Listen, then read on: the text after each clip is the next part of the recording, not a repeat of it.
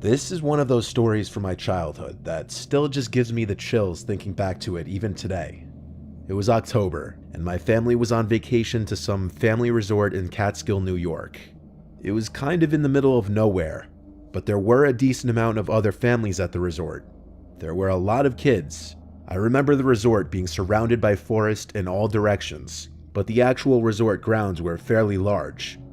I was 8 years old. I was an awkward, shy kid for most of my childhood. I would follow the lead of my older brothers usually whenever in social settings. I'm the third child of 4. I have 3 brothers. During this vacation, my older brothers Eric and Josh were mostly hanging out amongst themselves since they're closer in age than I am with them. My little brother Craig was only 4, so he was constantly with my parents. When we weren't all together doing resort activities, everyone for the most part split up.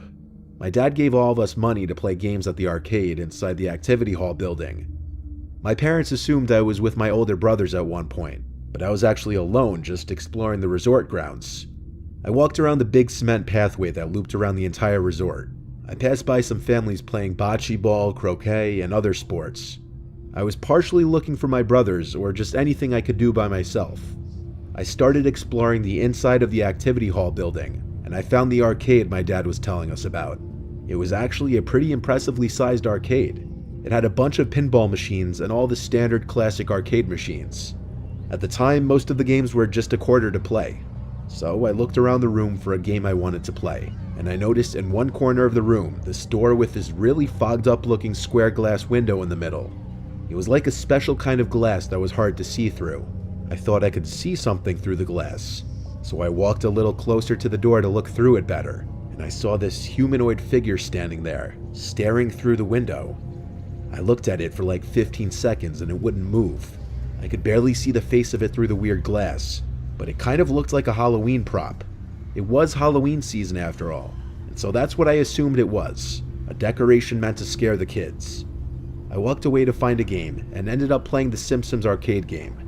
The arcade machine was in the line of sight of that door though, and I couldn't help but keep looking over to it every few seconds, still seeing that blurred image of the figure on the other side of the door. If it was a decoration, it was doing its job and creeping me out. After I lost the game, I just had to go back over to the door and look through the glass again, this time putting my face basically right up to the glass. I saw the blurred face of the figure standing there. It was a man for sure. The neutral expression on the face suddenly changed to a smile, and I gasped in horror. It was a real person. I ran halfway out of the arcade, then stopped and turned around. The blurred figure on the other side of the door was gone. I slowly walked back to the door and opened it. I was brought into this dark hallway. It just had this liminal, unexplainable feeling inside of it, and I was creeped out. I didn't see anyone in there, but it got so dark mere feet away from the door that for all I knew, there could have been someone hiding further down the hall. I went back through the arcade to where I came in from, and went straight back to our room and stayed there till my parents returned. I told them about it, and I'm sure they found it odd. That night, when we all had dinner together in the dining hall, something disturbing happened. I noticed a man sitting alone at one of the nearby tables. He was facing me and looking at me. He had a plate of food in front of him, but I don't remember seeing him eating. When he saw me look back at him, he smiled. Immediately, I thought back to the man I saw on the other side of the door. Even through that blurry glass, I felt like the face and smile matched. I quietly told my parents about the man, scared, and they looked back at the man, which caused him to stop looking over. My dad told me to just not look in that man's direction. Pretty soon the man got up and left, and he took one last look at me before he did. I tried my best to look away and pretend not to notice. That was the last time I saw that man on our trip. I look back on it and feel like he was most likely a predator. The way he just stood there still as a statue, watching me for so long. And then that creepy smile. If I'm right, I hope no children ever fell victim to him.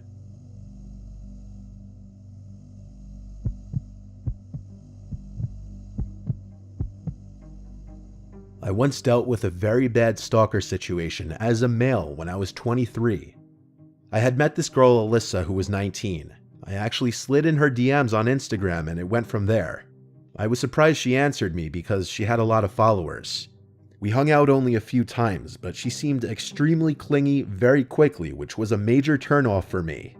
I started hanging out with other girls, and as I would get new followers, Alyssa actually texted me angrily about it, as if we were dating.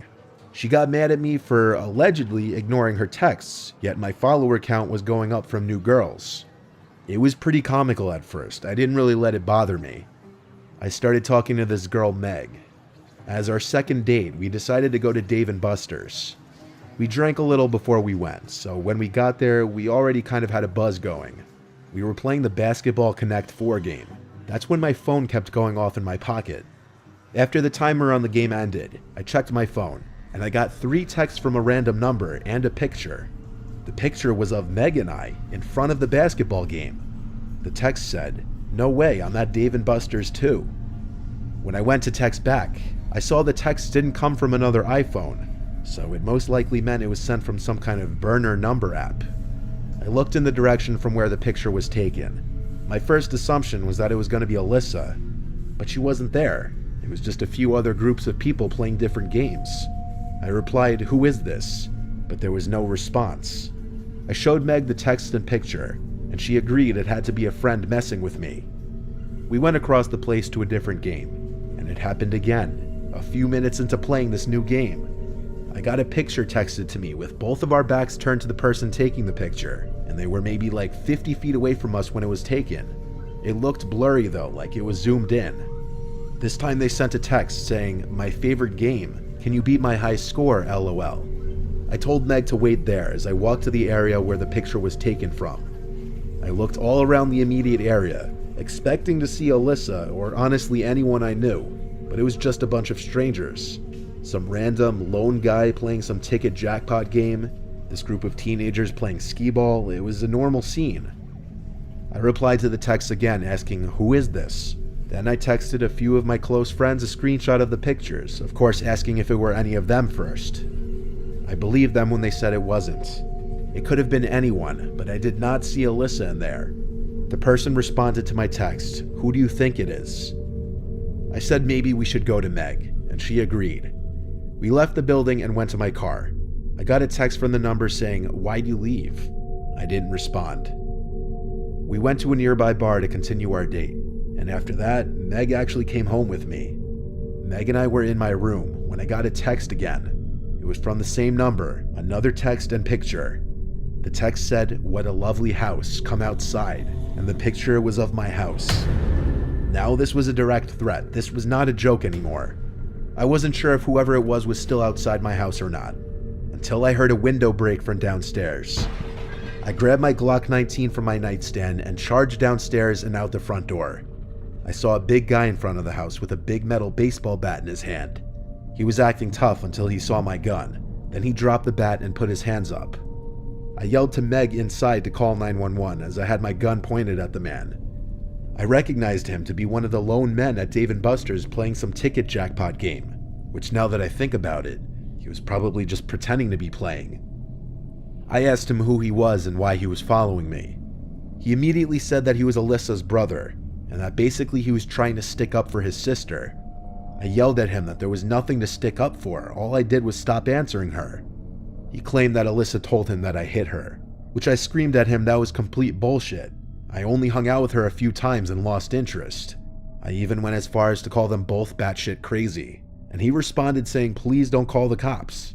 But Meg did, and when they showed up, it was an easy arrest for the police.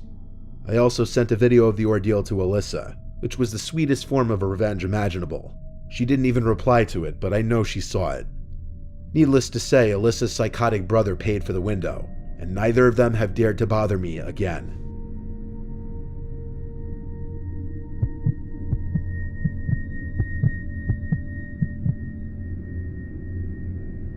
When I was a young kid, arcades were a lot more mainstream in society. Before everyone had smartphones and crazy advanced video games at home, going to the arcade was one of the most fun things you could do as a child. There was this arcade right by my school that my friends and I would often go to after school or on the weekends. One day I went there with my friend Connor right after school.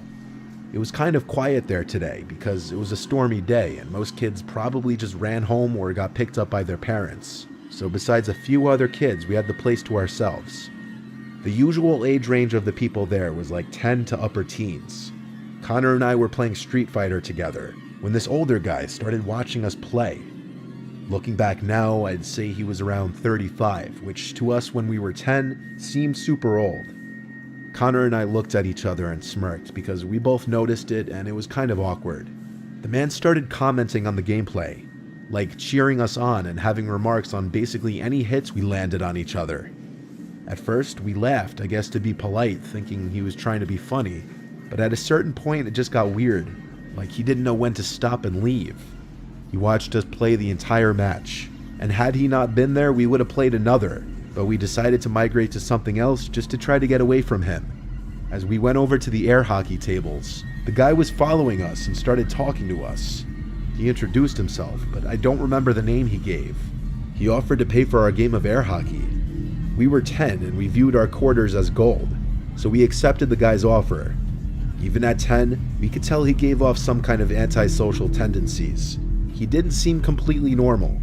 Of course, he watched our game of air hockey too and kept commenting on the game as if he were a professional commentator for some sporting event. But it went from annoying to downright creepy when he started making physical contact. It started when I scored a point on Connor and the guy congratulated me and put his hand on my shoulder. The hand stayed there for a few seconds actually. Outside I was smiling, but inside I wanted to tell him to get lost. I saw it in Connor's face too. Anytime one of us scored, he would go over to us and pat us on the back or shake our shoulders. The guy was incredibly freaking weird. Because of it, we decided to cut the arcade trip short. We told the guy we were going to head home. He then replied saying we'd be crazy to walk in the rain and offered us a ride home. We didn't have cell phones back then, and as kids we were a lot more independent, so we fully well planned to run home in the rain. We thanked him, but said we live close, so we'll be alright. That was our mistake, not lying and saying we had a ride. We left outside into the rain and started to run towards my house. Connor was going to come over to hang out. As we were running home, a red car started creeping up from behind us, in a manner that they weren't even trying to hide the fact that they were following us. We looked back at it and could see the man from the arcade behind the wheel. He pulled closer and yelled out his window, telling us to get in. We ignored him and he persisted, saying we're getting soaked, get in the car. I yelled back, we're good, and we continued to run. We were getting closer to my house. The man suddenly gave the car some gas and sped ahead of us, then pulled over next to the curb where we were about to pass. Connor and I stopped, and I said, cross the street. We did, to avoid the man possibly jumping out of his car to grab us. This ordeal made us run even faster to my house. My house was now in sight, and the red car was still behind us. We made it to my front porch, and I rang the bell at least 10 times until my mom answered the door. We pointed to the red car, but it was already all the way down the street. We told her about the man who was following us from the arcade, and she was mad that we led him right back to the house instead of ringing one of the neighbors' doorbells. And she was right to say that, because the next day when I was leaving to walk to school, I saw that red car parked a few houses down on the opposite side of the street right away. I went inside to tell my parents, and while my mom called the police, my dad stepped outside and started angrily walking over to the car. As my dad was halfway towards the car, it turned on and sped down the street to never be seen by us again. I had to speak to the police a little bit to describe the man and what he did at the arcade during the walk home and afterwards. Sadly, my dad did not catch the license plate, but they did have the information on what kind of car it was. Still, I don't think they ever found that guy. He was clearly sick in the head. We were not allowed back at that arcade by our parents, and the arcade owner was alerted of that man.